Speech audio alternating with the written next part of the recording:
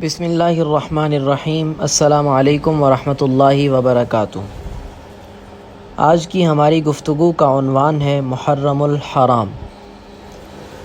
محرم الحرام یہ اسلامی سال کا پہلا مہینہ ہے۔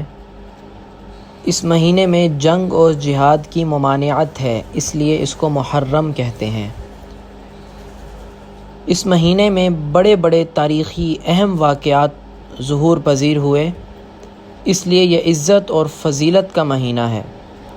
حضرت عبداللہ بن عباس رضی اللہ تعالی عنہ سے مروی ہے کہ حضور اقدس صلی اللہ علیہ وسلم نے ارشاد فرمایا کہ جس نے محرم الحرام میں عاشورہ کے دن یتیم کے سر پر ہاتھ پھیرا تو اللہ تعالیٰ اس کے لیے یتیم کے سر کے ہر بال کے عوض ایک ایک درجہ جنت میں بلند فرمائے گا۔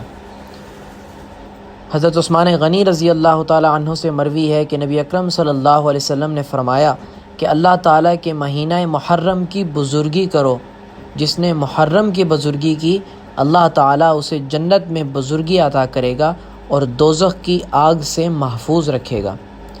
اس کے علاوہ حضرت ابو ہریرہ رضی اللہ تعالی عنہ سے روایت ہے کہ رسول اللہ صلی اللہ علیہ وسلم نے ارشاد فرمایا کہ رمضان کے روزہ کے بعد افضل روزہ خدائی مہینہ یعنی محرم الحرام کا روزہ ہے۔ حضرت علی رضی اللہ تعالی عنہ سے ایک شخص نے سوال کیا کہ رمضان کے علاوہ آپ مجھے کس مہینے میں روزے کا حکم دیں گے؟ آپ نے فرمایا یہ سوال سوائے تمہارے یا ایک اور شخص کے میں نے کسی کی زبانی نہیں سنا۔ اس شخص نے نبی کریم صلی اللہ علیہ وسلم سے عرض کیا کہ آپ مجھے کس مہینہ میں روزہ رکھنے کا حکم دیتے ہیں؟ تو آپ صلی اللہ علیہ وسلم نے ارشاد فرمایا کہ اگر تم رمضان کے بعد روزہ رکھنا چاہتے ہو تو محرم الحرام میں رکھو، کیونکہ یہ اللہ کا خاص مہینہ ہے۔